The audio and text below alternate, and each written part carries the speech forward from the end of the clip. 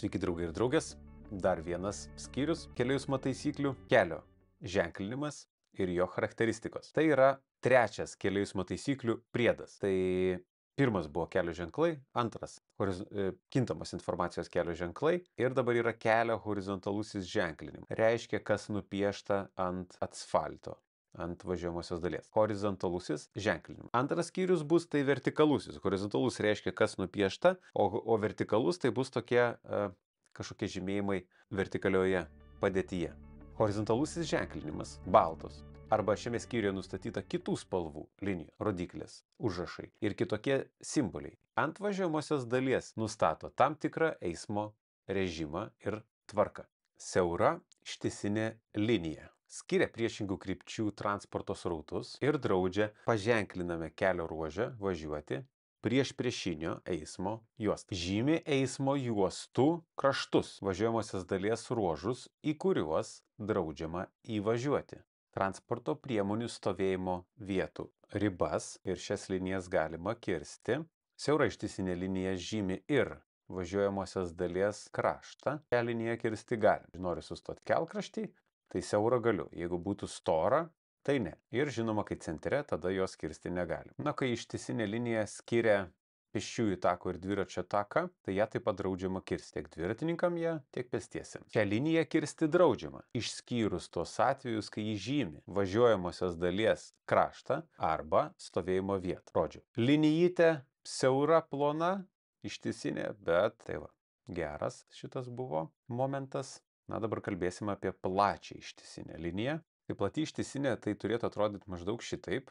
Plati ištisinė linija žymi važiuojamosios dalies kraštus automagistralėse ir greitkeliuose. Ir plačią draudžiama kirsti. Pavyzdėlis, kaip atrodo greitkeliuose, automagistralėse. Tai va čia jau pervažiuot mes jau negalime. Na, šiuo atveju čia dar yra toks padarytas paryškinimai, tokie patvirtinimai, kad ant jos užvažiavus būtų jausmas padanga toks brrr, kad mes jau justumėm ir vaire, ir automobilio vibracijai, kad jau važiuojam ant jos ir nenulėktumėm nuo kelio ir būtumėm saugiai savo juostą. Plati ištisinė linija atskiria važiuojamosios dalies eismo juostą skirtą maršrutiniam transportui. Tai vat tokia, jeigu yra stora linija, ne krašte, tai mes žinom, kad jinai atskiria autobuso maršrutinę eismo juostą. Na, storį galim čia šiek tiek palyginti, ne? Bet matom ploną, siaurą ištisinę liniją ir čia matom plačią. Plati brūkšninė linija atskiria eismo juostą nuo maršrutinio transporto. Tai vat šitaip, ne, yra stotelė maršrutinio ir yra stora plati linija, tai jinai ir stotelė atskiria. Plati brūkšninė linija atskiria ir juostą dviračių, kurią taip pat draudžiama kirsti. Dviračiams skirta juosta, vėl su tokiu plačiu ištisiniu. Šią plačią ištisinę liniją kirsti draudžiam. Skyrus tos atvejus, kai jį žymi važiuojamosios dalies kraštą, dešinį kelkraštį, ne magistraliai, ne greitkeliai, ir kelio ženklai eismo juosta maršrutiniam transportui ir kelias su eismo juosta maršrutiniam transportui negalioja. Tai jeigu ženklai negaliotų, tada irgi tą liniją galėtumėm kirsti, bet čia nėra nei testuose tokių klausimų, nei situacijų tokių. Dviguba ištisinė linija. Nu, paveiksliukas jos toks, realiai jinai atrodo dviguba ištisinė linija. Skiria priešingų krypčių transporto srautus keliuose ir draudžia paženklintame kelio ruože važiuoti priešinio eismo juostomis. Šią liniją kirsti geltona ištisinė linija. Tai pavaizdavimas būtų toks ir jinai drausti arba būti naudojama su sustoti ir stovėti draudžiama ženklais. Tai reiškia gali drausti sustoti, tai tada ženklas galioja iki tol, kol neužbraukta, ir gali drausti stovėti. Irgi galioja iki tol, kol yra ta linija užbraukta. Tik tai tiek, kad sustoti būna naudojama punktyrinė geltona, sustovėti būna ištisinė. Tai čia šone, krašte eismo juosta. Bet gali būti darbų vietose eismo juostos tiesiog pažymėtos geltonom linijom ir gali būti likusios baltos. Tai jūs tada turit vadovautis. Na štai, čia yra nupieštos tokios geltonos linijos, tai jos žymė eismo juostą ir reikia vadovautis tomis geltonomis linijomis, o nebe baltomis. Ir tuo pačiu būna persirikiavimo rodiklė, nurodo, kaip tos juostos keisi. Tai vat ir matom, kad jos vingiuoja, o baltos linijos, pavyzdžiui, vat čia matosi, kad palieka keliauti tiesiai, o geltonos sukasi. Tai vat reikia vadovautis geltonomis linijomis, o ne baltomis, kai yra jos nupieštas. O krašte jos pažymėtos draudžia sustoti ir stovėti. Jeigu būtų punktyrinė, tai draustų sustoti būtų galima. Siaura brūkšninė linija, kurios tarpai 3 kartus didesni už linijas. Tai matom tokia vat linija, siaura brūkšninė linija, kurios brūkšnių 3 kartus trumpesnis už tarpus. Tai tarpai tokie, brūkšniai tokie. Skiria priešingų krypčių transporto srautus ir žymi eismo juostų ribas. Šią liniją kirsti leidžiama iš abiejų pusių. Na, kaip tai atrodo? Tai būna siauros plonos linijos su 3 kartus didesniais tarpais. Tada atsiranda horizontalusis ženklinimas, linijos 3 kartus ilgesnės, o tarpai mažesni.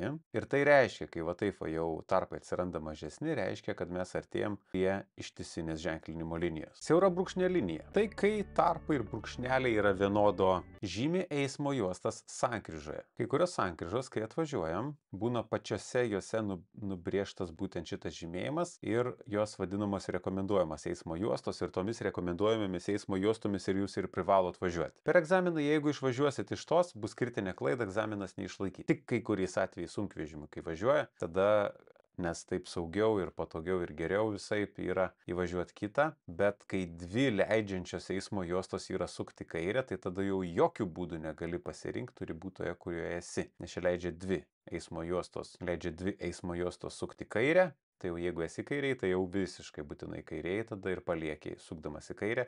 Jeigu esi dešinesnį, tai dešinesnį ir palieki. Bet jeigu būtų viena leidžianti ir su žymėjimu, tai tada mes tiesiog rinktumėmės į kurią eismo juostą mes įvažiuojam, ar į pirmą, ar į antrą. Bet kas B kategoriją laiko, tai jau griežtai laikotės brūkšniuoto jūsų važiavimo ploto. Čia tai atrodo toks kaip voratinklis geras voro padarytas, bet kai vairuoja, tai kažkaip matosi visai neblogai ta linija ir suprantat, kur jums reikia įvažiuoti. Įvažiavimo į kelią, išvažiavimo iš kelio vietą jos gali žymėti ir gali žymėti važiuojamosios dalies kraštą. Dar kartelį, kaip tai gali atrodyti įvažiavimas, išvažiavimas, vat buvo ištisinė, tada yra padaroma ta punktyrinė dėl įvažiavimo, kad būtų galima įvažiuoti.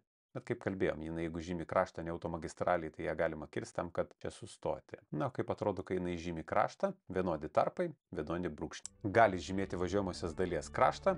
Šią liniją leidžiama kirsti iš abiejų pusių. Plati brūkšninė linija, kurios brūkšnių ilgis 3 kartus trumpesnis. Taigi tarpai dideli, o brūkšniai maži, bet stora linija. Plati. Žymi ribas tarp greitėjimo ir lėtėjimo juostos. Tai toks žymėjimas, kai greitėjimo juosta. Matom, kad linija yra trumpa, bet stora, plati ir tarpas didelis. Tai mes jau vien jį pasižiūrėję suprantam, kad čia yra greitėjimo juosta. Na, štai kaip atrodo lėtėjimo juosta. Tokia pat, ne? Tarpai dideli, linijos trumpos ir plačios. Tai bus lėtėjimo juosta. Šią liniją leidžiama kirsti iš abiejų pusių. Geltonė brūkšninė linija. Geltona brūkšninė linija žymi vietas, kur draudžiama stovėti. Sustoti gali. Gali būti naudojama eismo juostoms žymėti darbų vietoje. Šią liniją leidžiama kirsti iš abiejų pusių. Jeigu geltona brūkšninė linija naudojama kartu su baltomis ženklinimo linijomis, žyminčiamis eismo juostą, reikia vadovautis geltoniomis brūkšninėmis linijomis. Jūs jau matėte 50% KET pamokos. Visas ir pilnas KET pamokas rasite vairavimoegzaminai.lt. vairavimoegzaminai.lt. Tikrai išmoksite vairavimo teoriją. Sekanti dviguba linija, susidedanti iš dviejų siaurų lygiagrečių linijų, kurių viena yra ištisinė, o kita brūkšninė. Štai toks žymėjimas buvo ištisinė ir